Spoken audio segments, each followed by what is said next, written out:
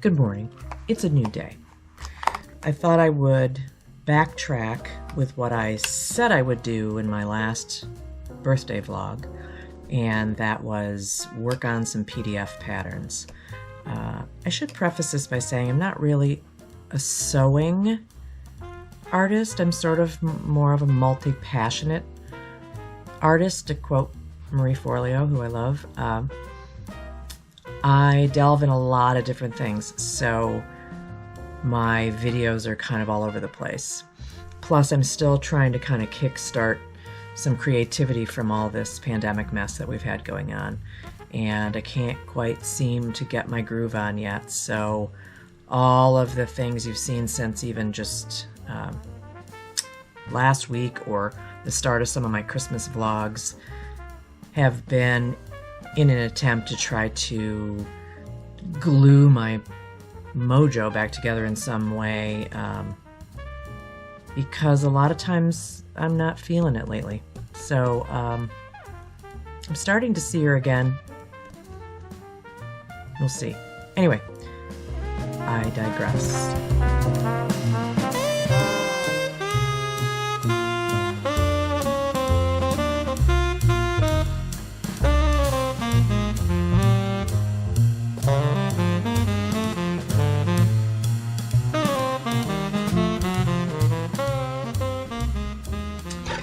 Okay, so this has 1/2 inch to cut off.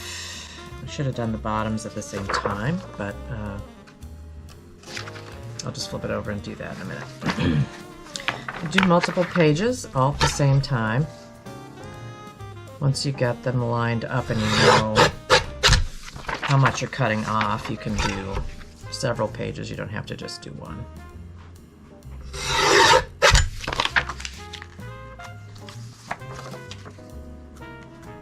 I don't want to do too many, because then it obscures that line a little bit, and then you have problems matching everything up. And, whoops, my cutter is a little bit crooked, so I have to adjust for that.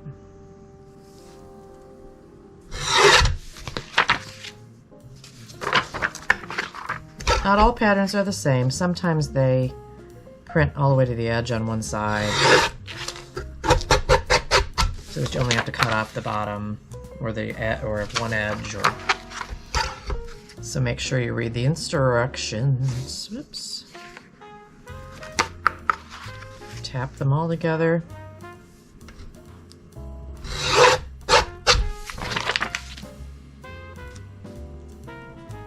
My hands are so dry I can't get the paper off the ground.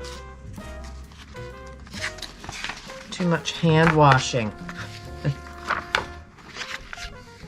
But you just keep going until you do the whole stack.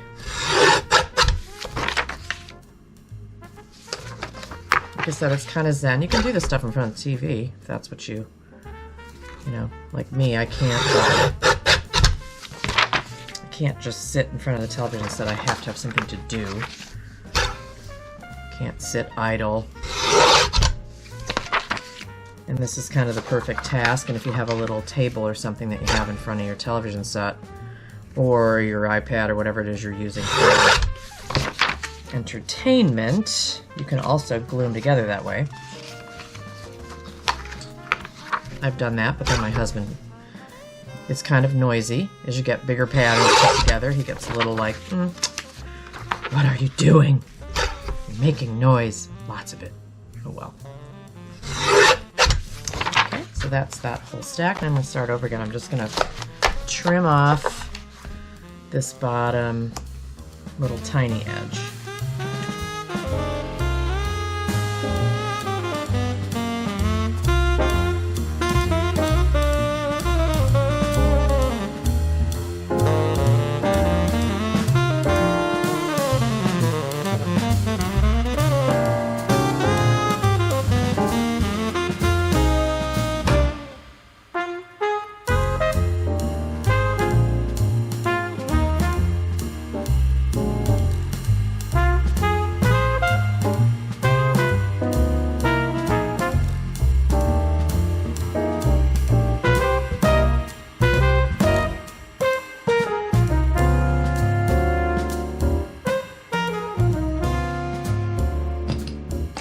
Okay, so we've got our cut pattern, and this is my preferred way to do this. I know there's probably a dozen different ways to put a pattern together, but and I'm just going to show you the first couple.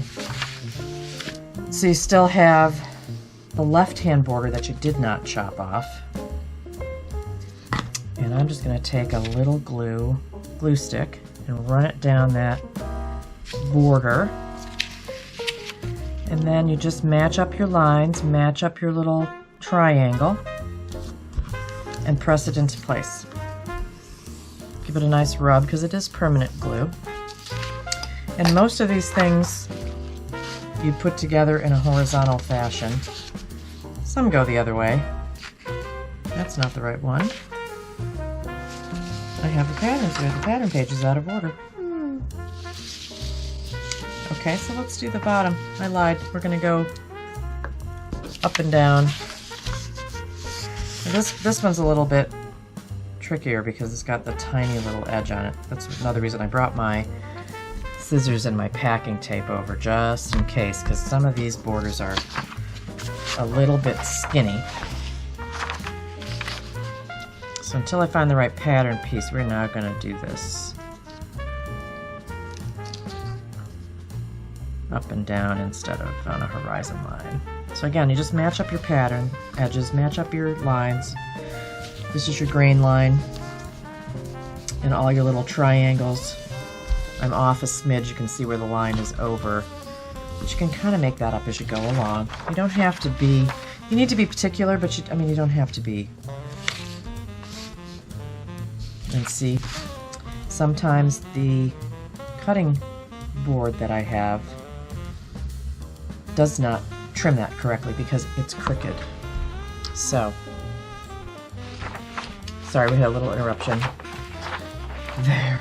I just trimmed this off again because the cutting board didn't really, when you do things in multiples or you have too many pages, sometimes it's off a little. So I just trimmed it up. No big deal. And we're going to fit this one in over here. Now you've got both sides that need to be fit. So I'm going to start with one. Start with the long end. Whoops. A little extra glue. Turn this around a little bit so I can work with it. And try to match up those lines. Match up your triangle. You can see I'm off on that line a little bit so that it's crooked. This can be fussy. This is why a lot of people I know hate doing this. Whoops.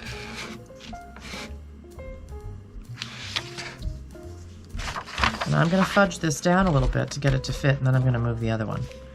Because sometimes they're just fussy fit. See, this is still that way. I'm just going to crank it up at just a smidge. Whoops. Didn't want to go that way either.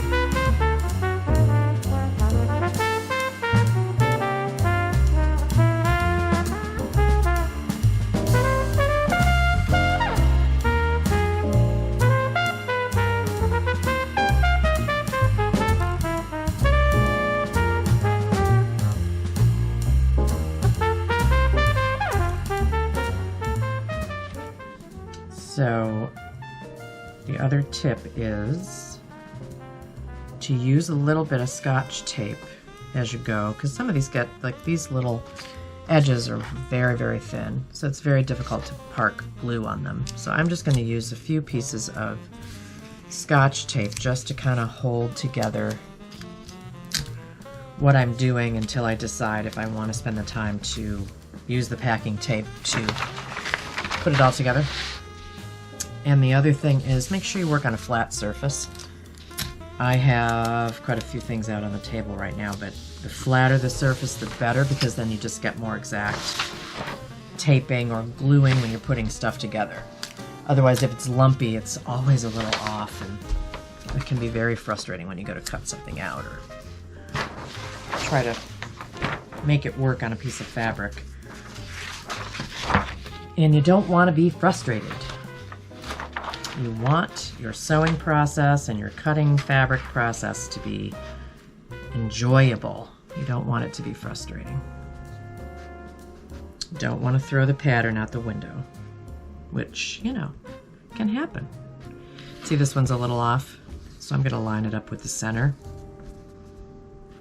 as best I can, because this one's off a little too. So let's start with that one and see, off. So let's just kind of get it in the center, and then you can, when you cut it, or when I cut it, I can allow for some of that a little bit.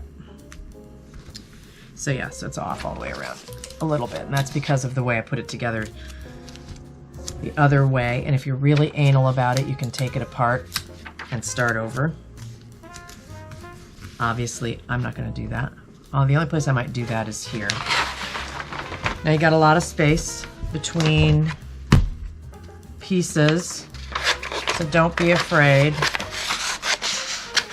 Sometimes when I'm between pattern pieces, and I'm just not patient enough to line up the whole sheet, I just cut it out.